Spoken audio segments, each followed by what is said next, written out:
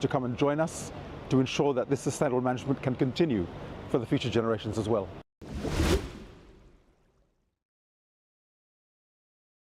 Today we are releasing a report that for the first time has information on the sustainability of 2,570 fish stocks around the world. And the main result of the report is that 35.5% of the fisheries out there are unsustainably exploited. That means that out of 100 fish stocks, all treated equally, 35 of them are overexploited, and there are very different patterns that we see in different regions. In Canada, the US, the Pacific side, more than 90% of the stocks have been sustainably exploited. In the Antarctic region, 100% of the stocks are sustainably exploited. So those are the positive. There are some negatives. For example, the northwest African coast down to the Gulf of Guinea, more than 50% of this, and this is a trend that has been deteriorating over time. The Mediterranean and the Black Sea also in a difficult situation. 65% of the stocks in this sea are overexploited. The main lesson of the report first is that management works. It has to be effective, but it works. And it is important to recognize this because we know how to rebuild populations.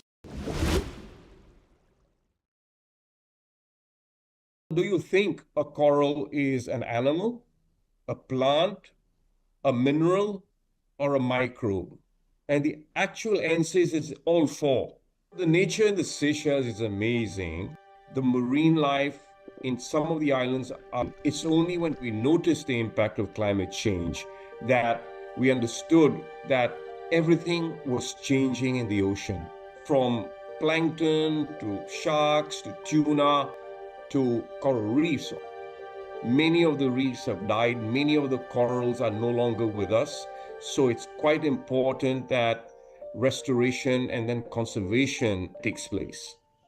At the moment, we've just been cloning corals. We've been cutting little pieces, growing them in underwater nurseries and planting them. So there's not a lot of genetic diversity in this. But the moment that you enter the world of sexual reproduction, which is what with the spawning lab we're going to do, you get a huge diversity of corals because they're sexually reproducing, and even within a species, there may be variants, there may be individuals that are stronger and more resilient to climate change. So that's the beauty of it. You can breed corals and you can create some novel genotype.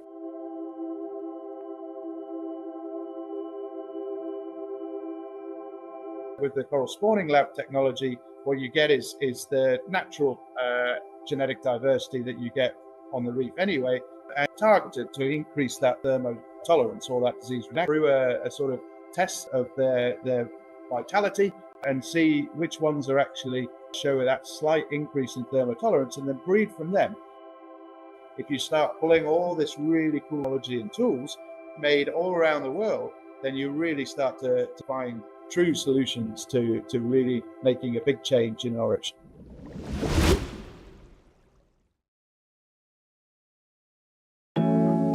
Freixo Agostinho veio para mostrar que é possível comer bem, comer saudável, com qualidade e segurança. Tem uma parte do pescado que não é necessário ter algum tipo de tratamento, vai para as cadeias hoteleiras. A outra parte do pescado que vem para a cidade da praia, vem aqui na fábrica e nós transformamos.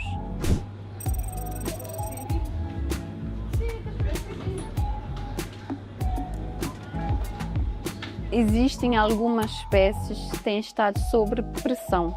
Na Agostinho escolhemos produzir tudo o que o mar nos dá. Através de filete sem pele, a espécie toda bonitinha, o cliente já consome essa espécie a gosto.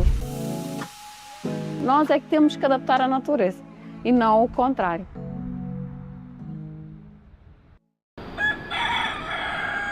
Minha pai levantava logo cedo. Ele piscava na beira-mar, acompanhava ele. Que logo amanhecer, o peixe estava na cardume. Aquela que está 7 horas, 8 horas, 9 horas, já está uma quantidade de peixe na terra.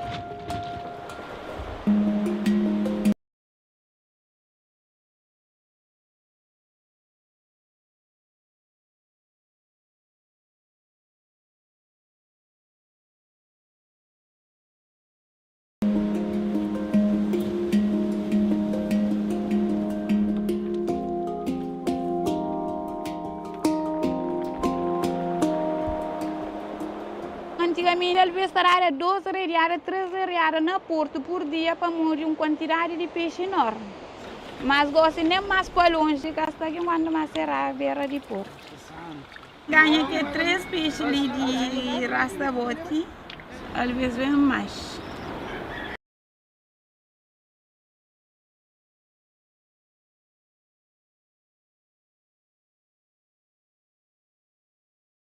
Hoje a pesca foi normal.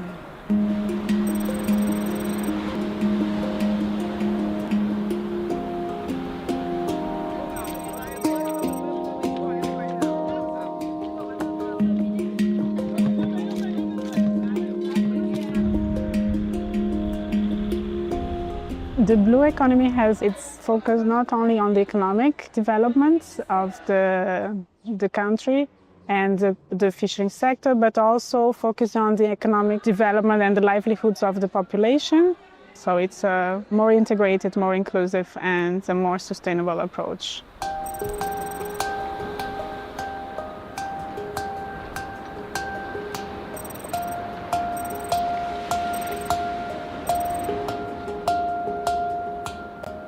It's good to have joint work because we have specific technical capacities in several areas, so it's good to have those synergies.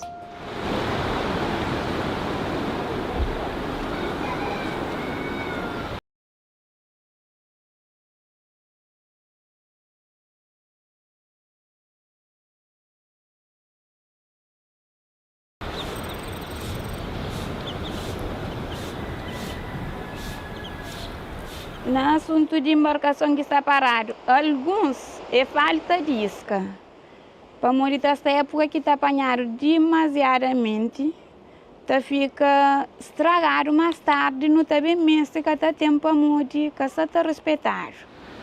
Mas também tem muito que está parado que é falta de motor. Tem alguns que estão a mar a remo. Então, aquele que está a mar a remo é aquele que está pesca rendimento, principalmente para quem é chefe de família. Então, a nós que lá é uma coisa disposta, quem está presidente da associação, já não entra com pedido no Ministério de Mar, prometendo que ele proposta de 50%, mas apoiando-nos com o motor. Então, se vocês não apoiar com o motor, tudo quem é chefe de família tem que viver.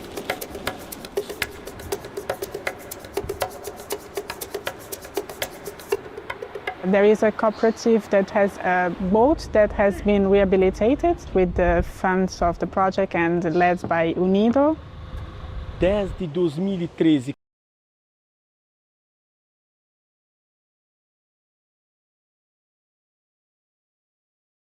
quando eu criei aquela associação, foi no intuito de arrecadar peixe para abastecer a cantina escolar. Professores falando, alunos que se prestam atenção na sala para morrer e alimentação que seja suficiente. Não está põe na arroz, não está põe na sopa, não está põe na pinto. E sempre não está faz aquela questão de ter uma boa alimentação para a criança da escola. Nunca está hoje a sua licença, não. A nós desde já que não está conseguindo um barco de maior porte, quer dizer que não está pensa abastecer a cantina escolar quando tem incidente e depois para não submeter a outro polo. This is a bigger boat, so it will allow the fishermen to go a little bit further because there is a limitation for artisanal fishing. They cannot go more than 3 miles offshore. Tanque cheio atinge, bem bem atinge 400. This will allow them to go a little bit further, stay a little bit of time also in the sea, which will improve their capture.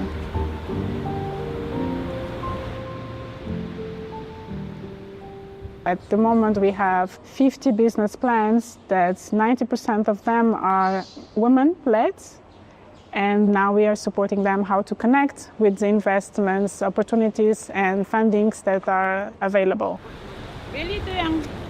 Recolhe nome para formação para pescadores sobre conserva de pescado a bordo, para ficar prático, com experiência para fazer qualquer coisa de bem-estar. E também para pescadores na formação de guia turista. People like Maria are very important for the program because she was already empowered, but she showed with the training and all the support that we have given, she has embraced more challenges. So now she's thinking bigger and she can be the example for others.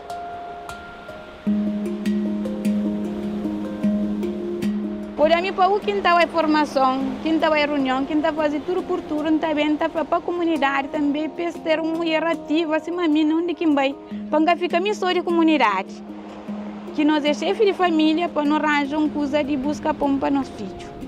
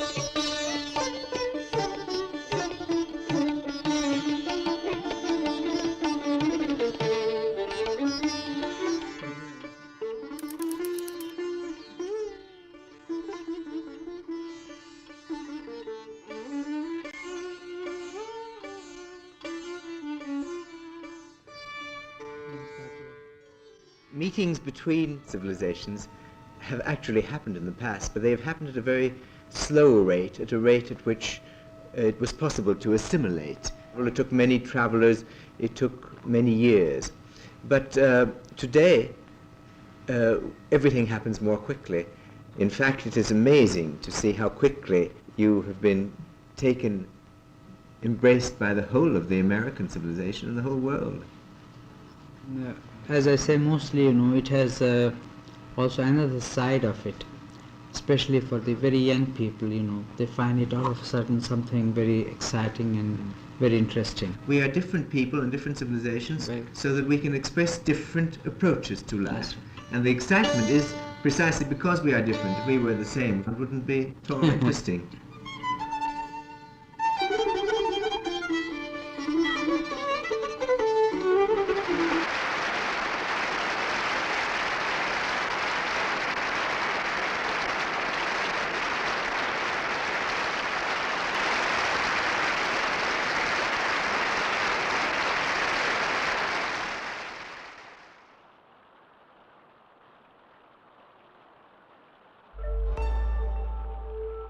L'océan produit la moitié de l'oxygène que nous respirons.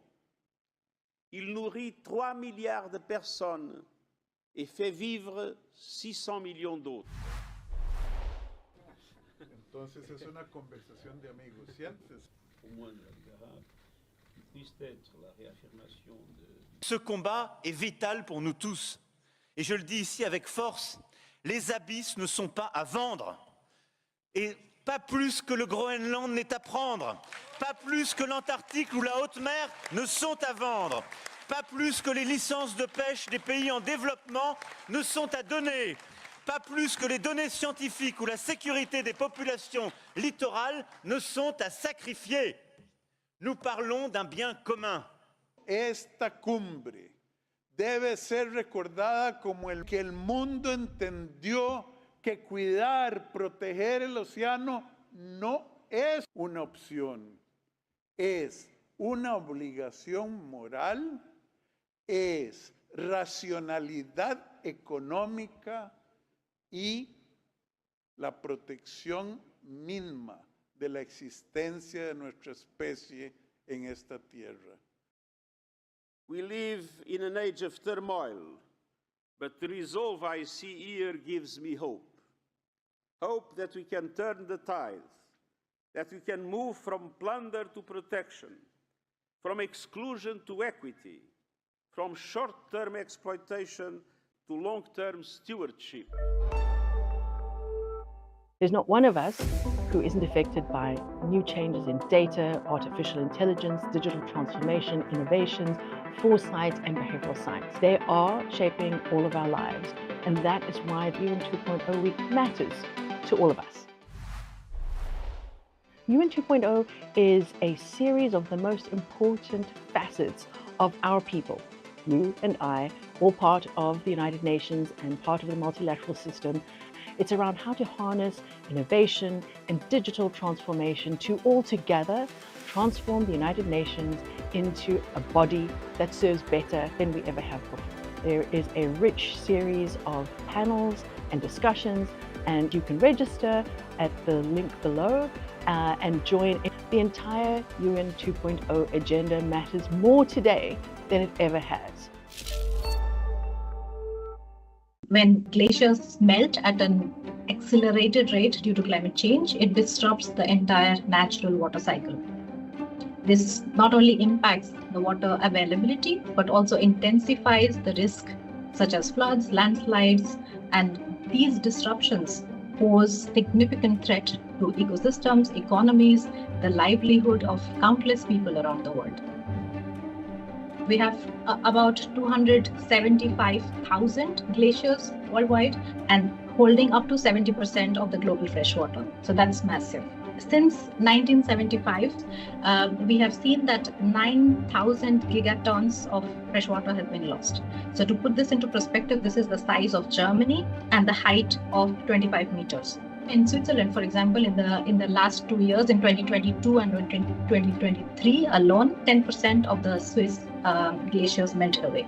Melting glaciers also directly impact the sea level rise. It's the second largest contributor to the rising levels of sea, and with every millimeter of sea level that's rising, somewhere between 200 and 300,000 people are exposed to annual flooding. It's a global problem and hence need a global solution because these problems are of shared natural resources. This dedicated high-level conference on glaciers that is happening in Dushanbe, it will serve as a platform to create awareness about the alarming consequences of glacier loss that we are seeing at the moment. But at the same time, we also hope that this will generate massive political momentum. At the end of the conference, there will also be an adoption of a final comprehensive declaration, and the declaration will outline actionable commitments, partnerships, initiatives to implement. This document will be formally presented in the UN General Assembly later this year. So this is going to be one of the major outcomes of this conference. We need to act now, and the only way to preserve our glaciers is to stabilize the climate and to reduce global warming. This is Alpha Golf 249, radio check, over. I have conducted trainings to all the military personnel in UNISFA on incorporating gender into peacekeeping operations. I also have interactions with the community, women and children and even men of the community, where we had a team of medical personnel join us to conduct education on the effect of harmful cultural practices such as female genital mutilation and early marriage. I also work with the community through the UNPOL Gender Cell and the UNPOL Sexual and Gender-Based Violence Advisor.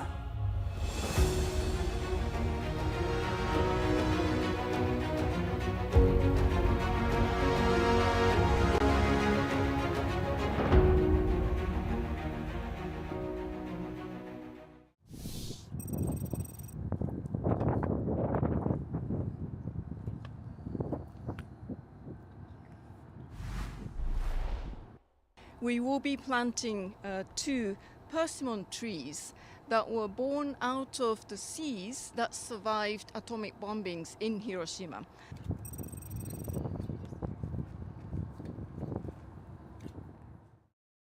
Apparently, persimmon trees have a lifespan of between 50 and 75 years. So I hope that it will grow to become those big trees that will survive 75 years or even 80 years. And then many people will be able to enjoy the fruit of this tree, which is now a symbol of peace and, of course, resilience. I hope as these saplings grow, so too will our aspirations for peace spread and become a reality. I sincerely hope Hibakuju Moku planted here will stand as a symbol of this spirit. It is very difficult to really imagine and understand what happened in Hiroshima and Nagasaki 80 years ago. But I think what we all need to remember is that we can make peace and build peace if we are together. And as you can imagine, the United Nations is a place where people and countries come together and then work together to make that objectives a reality. From Chugoku to the Ota, nothing remained. Upon the debris-strewn red earth. In the silence that came with time, shoots with elliptic leaves to 5 bright petals. A vivid signal that survival is the future, that through resilience we find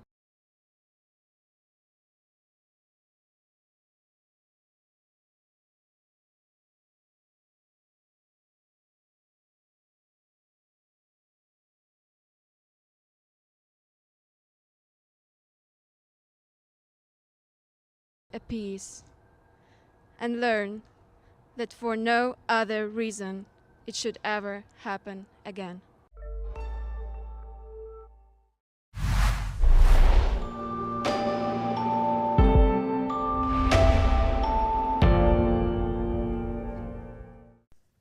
All right, good afternoon, everyone. We'll start off with a trip announcement. This afternoon, the Secretary General will travel to Canada, where he will attend an outreach session of the G7 Leader Summit in Kananaskis, in the province of Alberta. On Tuesday, he will take part in a session or guided leaders entitled Energy Security, Diversification, Technology, and Investment to ensure access and affordability in a changing world.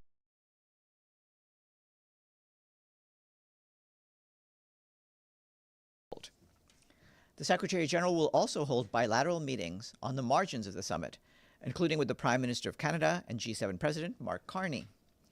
The Secretary General will be back in New York on Wednesday. In a statement today, the Secretary General says that he is gravely concerned by recent announcements and steps taken by several member states to withdraw from the Anti-Personnel Mine Ban Convention. These announcements are particularly troubling as it risks weakening civilian protection and undermining 2 decades of a normative framework that has saved countless lives. Mr. Guterres urges all states to adhere to humanitarian disarmament treaties and immediately halt any steps towards. He also appeals to the 32 states that have yet to join the Anti-Personnel Mine Ban Convention to do so without delay and to fully commit to its objectives. To this end, the Secretary General intends to launch a global campaign to uphold the norms of humanitarian disarmament, accelerate mine action as an enabler of human rights and sustainable development, and drive forward the vision of a mine-free world. The full statement is being issued just now. Our colleagues at the UN Office for the Coordination of Humanitarian Affairs note that today the UN and our humanitarian partners launched a prioritized global appeal aiming to help 114 million people facing life-threatening needs across the world. The appeal seeks $29 billion in funding.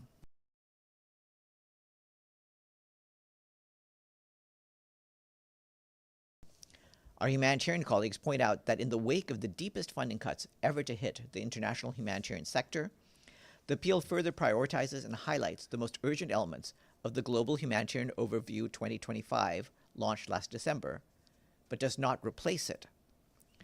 Emergency Relief Coordinator Tom Fletcher said that the funding cuts have left the sector with brutal choices and that too many people will not get the support they need. He stressed that we, along with our partners, will save as many lives as we can with the resources we are given.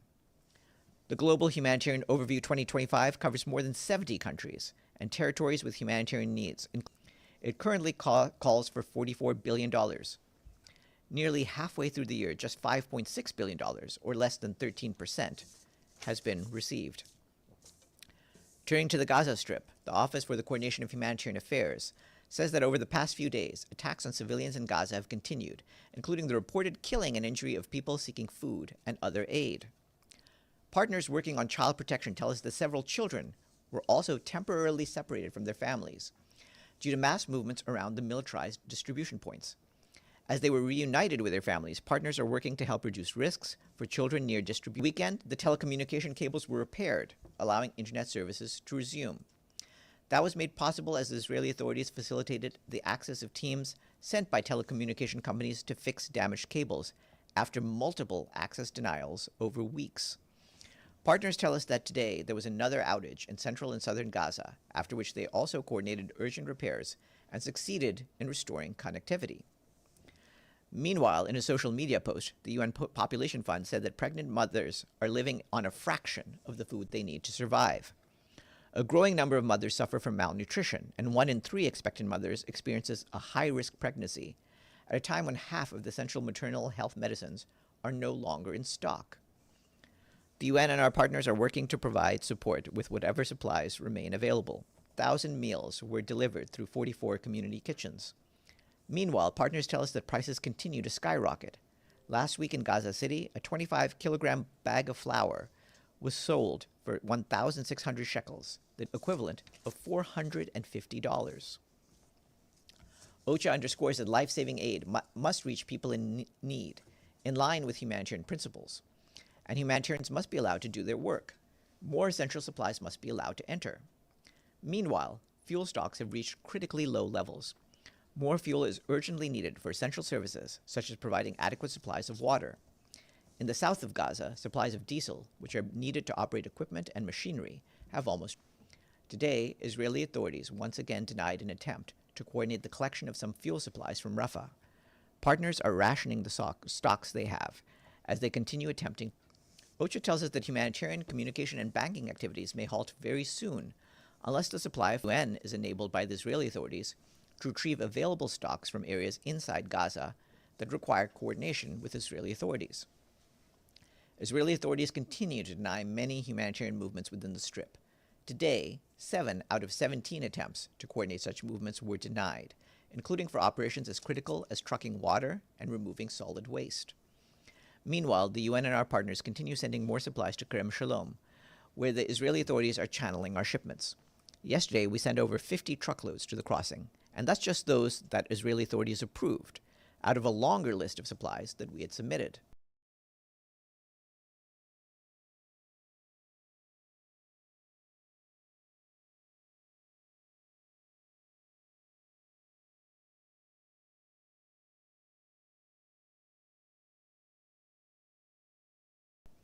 Heavy restrictions still apply on what and how much we may bring in. Meanwhile, ongoing displacement orders continue to increase people's shelter needs and drive further overcrowding at displacement sites. For over 100 days, the Israeli authorities have banned the entry of any shelter materials. OCHA warns that these materials require frequent replenishment as they wear out quickly or may be left behind when people are forced into renewed Kordofan regions, where civilians continue to flee ongoing conflict and widespread insecurity.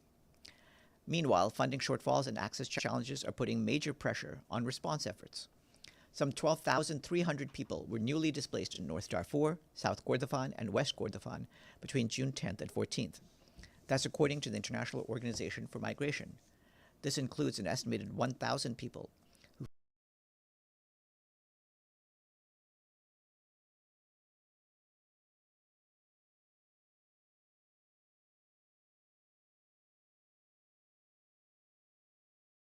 fled Abu Shuk displacement camp and Al Fasher town in North Darfur due to insecurity and worsening economic conditions. The displaced people reportedly relocated to other parts of Al Fasher, as well as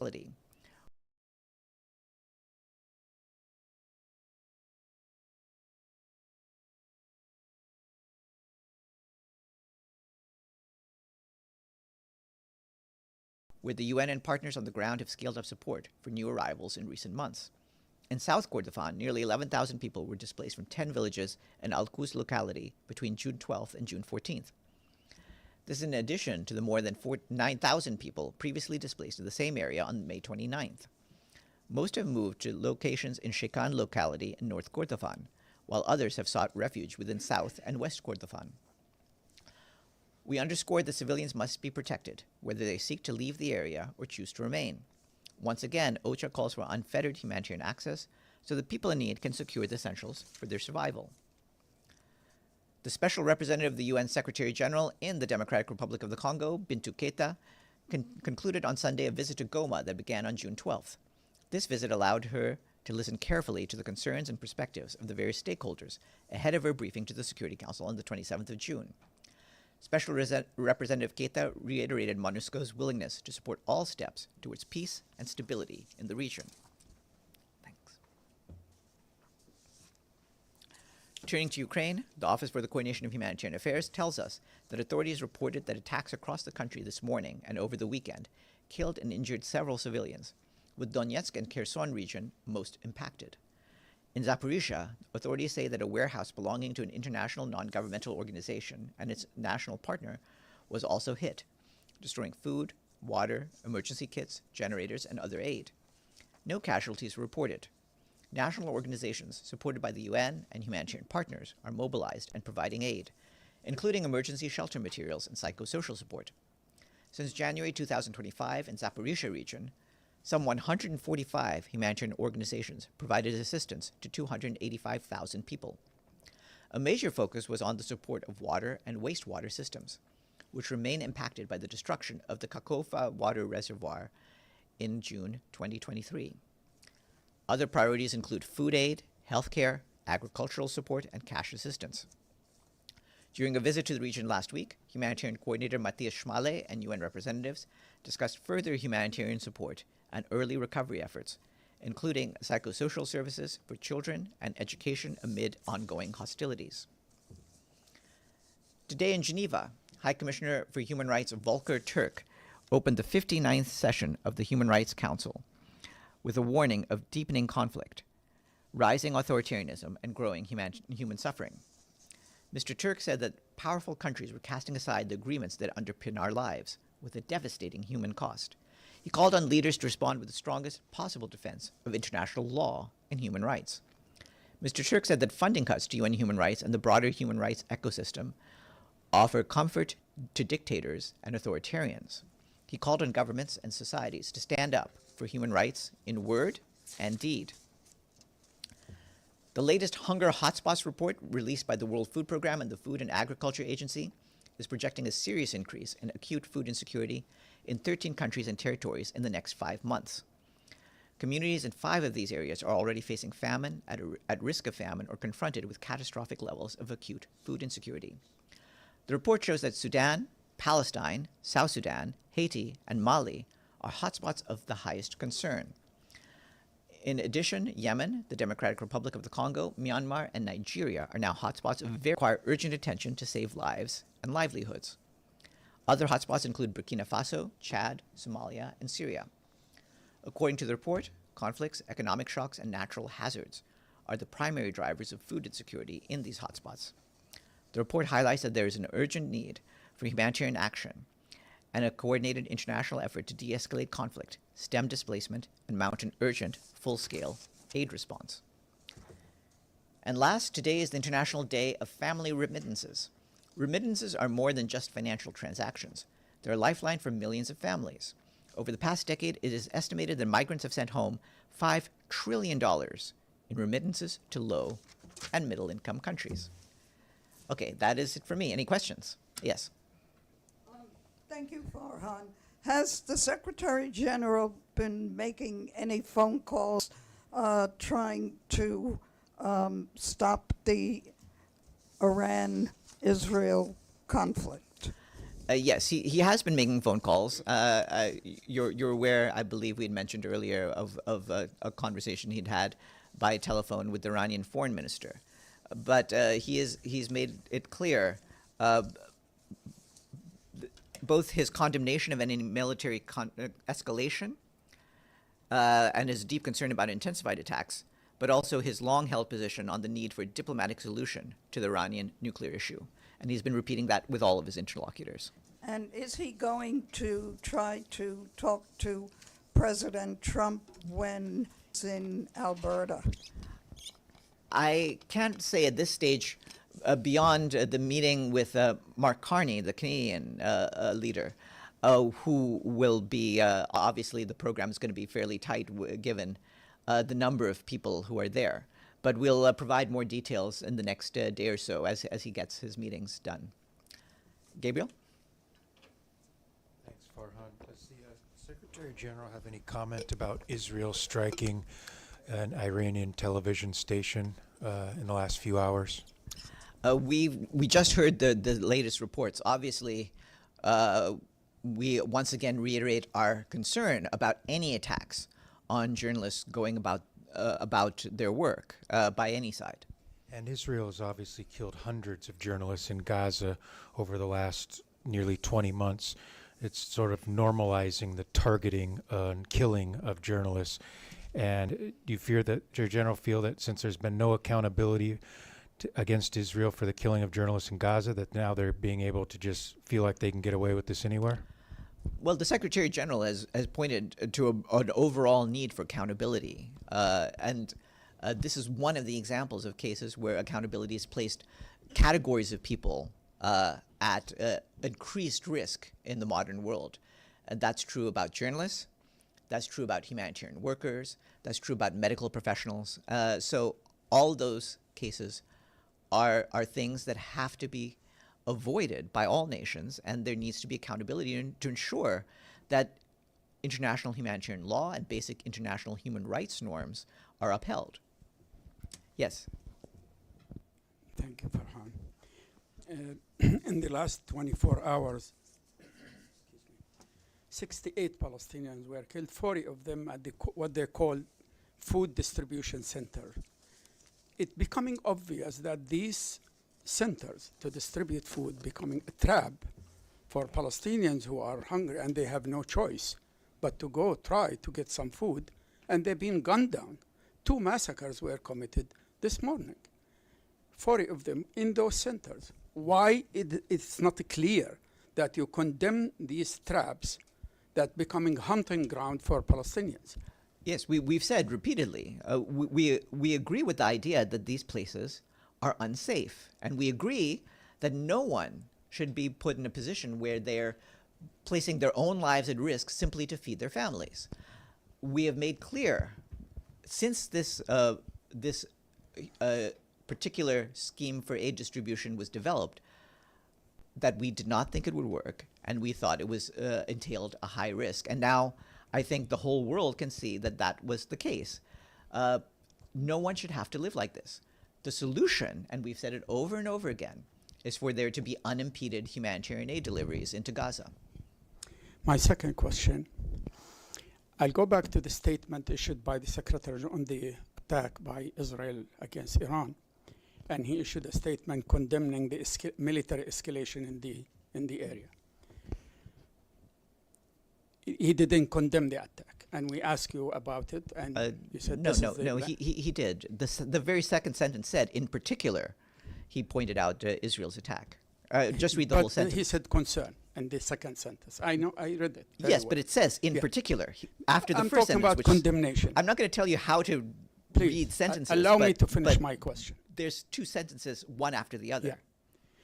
He did exactly the same on October 2nd, 2024.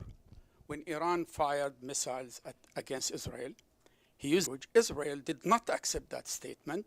They declared him persona non grata. The next morning, October 3rd, in the Security Council, he repeated the statement and he condemned Iran by name. Why he doesn't now, as the aggression of Israel against Iran is very clear. Why he doesn't condemn the Israeli aggression against Iran? I think anyone who reads the statement that was issued on Thursday and knows exactly when it was issued and why it was issued can understand what he was condemning. He was condemning the actions, in particular, like I said, by Israel. Yes. Yes. Yes, Volodymyr. Thank you, Farhan. On another subject. Russia has reportedly suggested exchanging Ukrainian children it forcibly deported for Russian prisoners of war. President Zelensky called this beyond understanding and beyond international law. How does the Secretary General view such a sort of proposal? I wouldn't comment on proposals as they're going on. Obviously, it's very clear that all innocent civilians, including innocent children, should not be used as bargaining chips. That's the case everywhere. Yes, please. As you just mentioned, that UN is announcing the deepest funding cut of its humanitarian operations, and given the number and the scale of the ongoing conflict around the world, I have two questions. One is, what are the main reasons behind those cuts? And the second is, how much will that impact the humanitarian operation in Gaza? Thank you. Gaza is one of the areas that will be impacted, but everywhere, really, we have to focus on the people who are most in need. The problem, as I just pointed out, is the math. We're seeking $29 billion in funding, but that's just for the most urgent cases. The overall appeal that we issued last December was for $44 billion, which is much more. Now, does that mean we don't need the $13 million that we're not asking for in this particular hyper-prioritized appeal? No. I mean, we need that money as well. But we are using the circumstances we have to show the priority for the most urgent needs, are most at risk. And so we're trying to do what we can. Obviously, if the funding picture changes and we get more funds, we will try to do more with that. The older appeal from December still stands. I'm sorry, and what are the main reasons behind those cuts? As I explained it, the basic we have not, but we're monitoring the situation. The Secretary General condemns the killing of innocent civilians, including in Nigeria, and we hope that those responsible for this violence will be found and apprehended. Yes.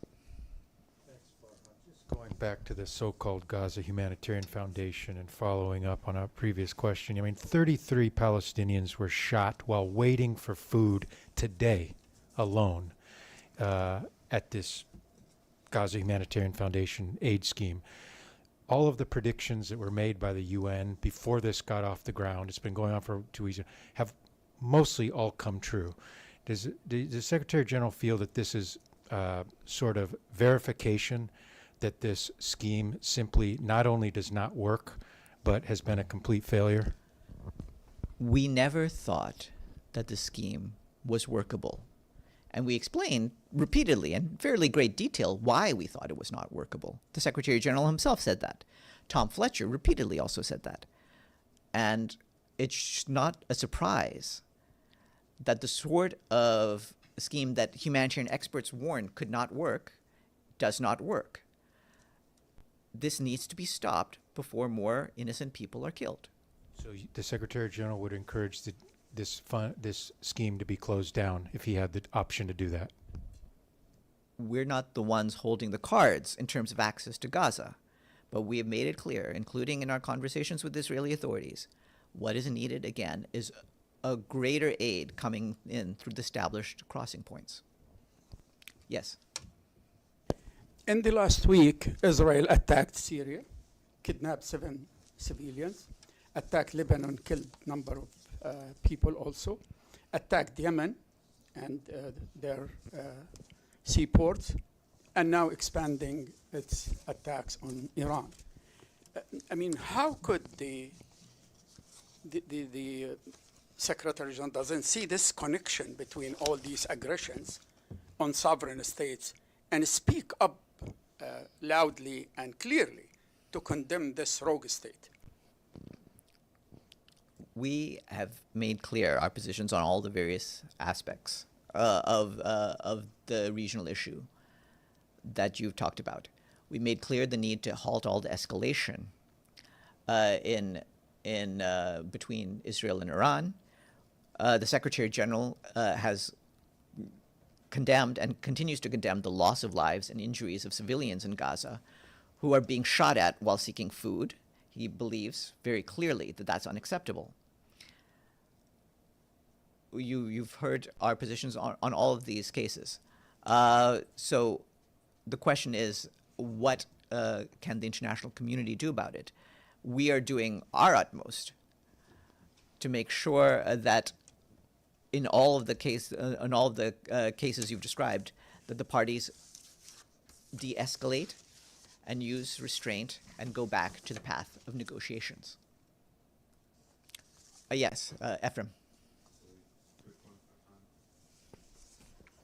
What kind of presence, what is left of the UN presence now in Gaza? You spoke of partners, like who remains there on the ground now? We have we do have humanitarian presence in Gaza. As you know, throughout this crisis, the main source of the UN presence has been the UN Relief and Works Agency, UNRWA, where thousands of our colleagues continue to go about their tasks, even amid the huge amount of violence, and even despite the more than 300 casualties UNRWA has suffered since the start of the crisis in October 2023. Yes, in the back. Hi, Farhan. Aren't Israel attacks on civilians, people, journalists, scientists, and civilian infrastructures, as well as on territory of Iran, considered crime against humanity and violation of international law?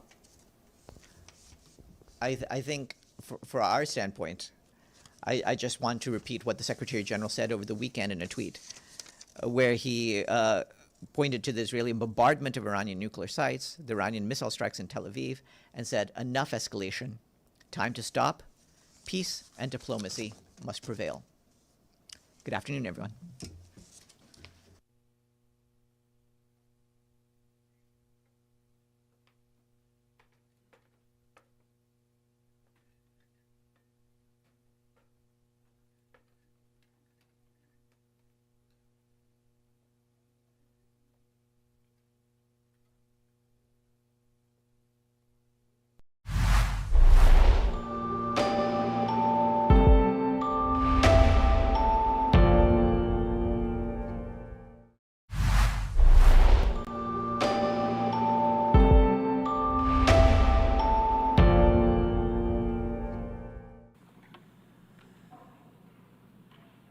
Declaro abierta.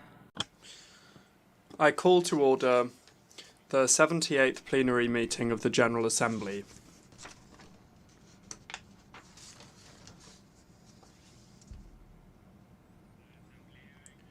The Assembly will consider Agenda Item 30, entitled Elimination of Unilateral Extraterritorial Coercive Economic Measures as a Means of Political and Economic Compulsion. In connection with this item, the Assembly has before it a draft resolution issued as document A/79/L93. I now give the floor to the distinguished representative of Eritrea to introduce the draft resolution A/79/L3.